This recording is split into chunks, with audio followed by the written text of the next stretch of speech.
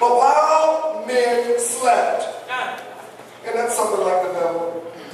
Don't come when you're guarded, got your dukes up, ready to fight. While men slept, his enemy came and sowed tares among the wheat, and went his way. Did what he did and left. But when the grain had sprouted and produced a crop, then the tares also appeared. So the servants of the owner came and said to him, Sir, did you not sow good seed? Get into the good. Did you not sow good seed in your field? Because folks are looking at your life and they thinking, I thought you was good seed. Something in that. Did you not sow good seed in your field? From where did these tares come? He said to them, an enemy has done this. An enemy has done this. The servant said to him, do you want us then to go and gather them up? But he said, nay, no, lest while you gather up the tares, you also uproot what I want, the wheat with them.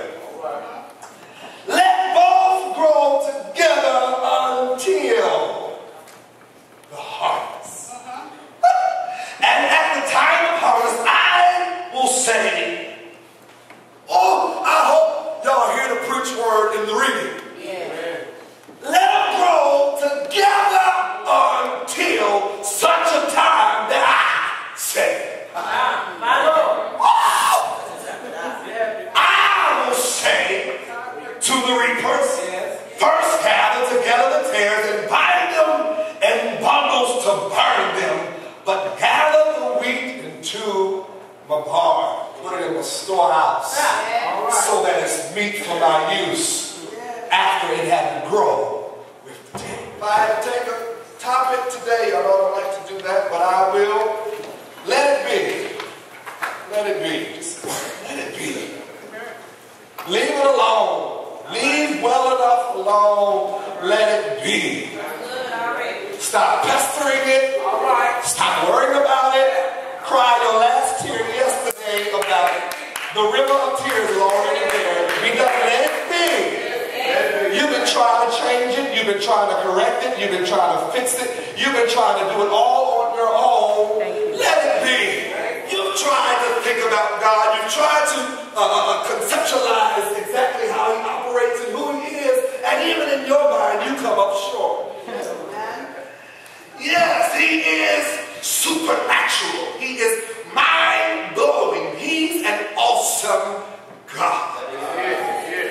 And He's God all by Himself. He was not elected.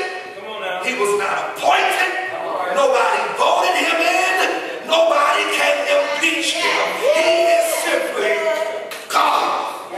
He is sovereign. He is absolute and in total control. He is omniscient. That means He is all-knowing. What scientists and doctors are right now in a chemistry lab trying to figure out, God already knows. His wisdom is so extensive that the Apostle Paul called it manifold wisdom. What is the manifold wisdom? It simply means that God's wisdom is so great you gotta fold it up. Get your wisdom, and then when you begin to peel back the layers of God's wisdom, it's manifold because it's layer after layer after layer after layer of wisdom. The Bible declares that He is omnipresent in all places at all times. And not only is He in all places at all times, but it declares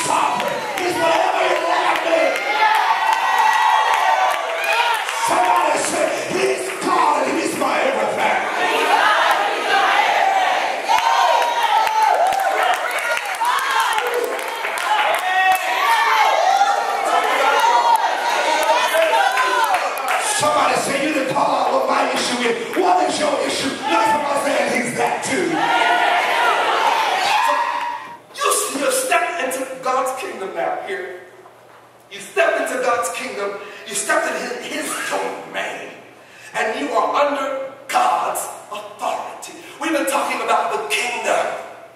So when you think about kingdom, you can't think about the kingdom with your mind. You have to realize that you have stepped into God's territory. You're in his domain, all that we just talked about. The kingdom is heaven, in our parable, is like a man who sowed a good seed in the field. It wasn't any field. The seed was sown in the owner's field. That's right. You are a part of the kingdom, and you've been sown into God's field. That means I don't care what comes your way, as long as I'm sown in the field of God. I'm good. Winds, waves, trials, I don't care. I've been planted in God's field. And the Bible declares that, the Bible tells us he watches over his seed or his word to perform it. That word means seed. Yes, it does.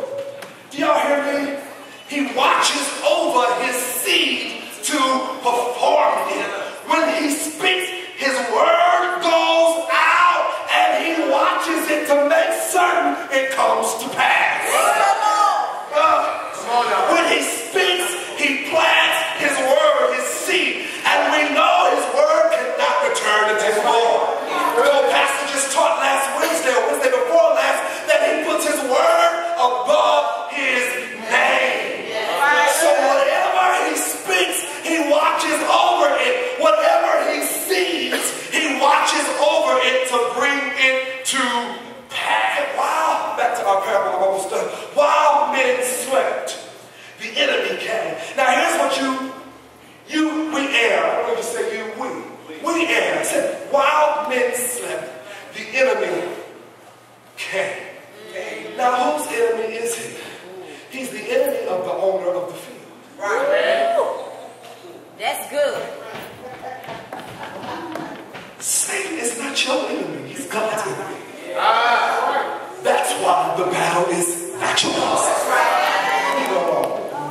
Leave it be. You're worrying yourself crazy trying to fix something that God said, no, I decide when the reapers separate. I planted it. I planted you. And yes, the enemy did come in. Yes, he did so. But that's fine. I'm God still. I'm still in control. I never lose control. That's good. And don't forget, you are still planted in my field. That means I gave the enemy permission to plant in my field. I gave the enemy permission, just like I did with Job when I said, have you tried? Have you considered? I'm not toying with you. I'm not messing with you. I'm making you strong.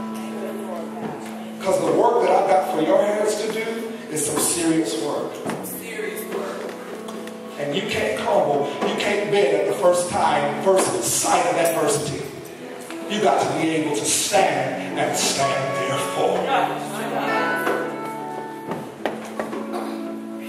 So leave it alone. Leave it be. And stand still and see the salvation of the Lord. Come on, stand.